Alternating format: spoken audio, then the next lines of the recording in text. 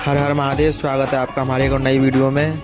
आइए दोस्तों, मंगलेश्वर महादेव जी के दूध अभिषेक के दर्शन कराते हैं, जो कि मंगलेश्वर महादेव जी की जलेरी दूध से भरी हुई है। बाबा का दूध अभिषेक भक्त यहाँ पे बड़े धूमधाम से कर रहे हैं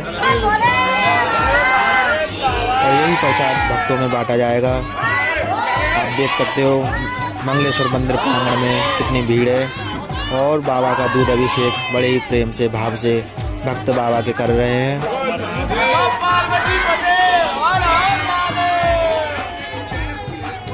दोस्तों, वीडियो को लाइक करें, कमेंट करें, हमारे यूट्यूब चैनल को सब्सक्राइब करें।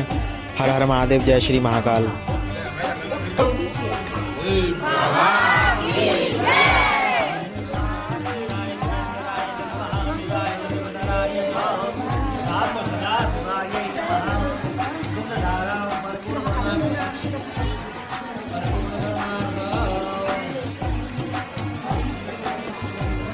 गणेभ्यो गणपतिभ्यो नमो नमो भ्रातेभ्यो भ्रातपतिभ्यो नमो नमो।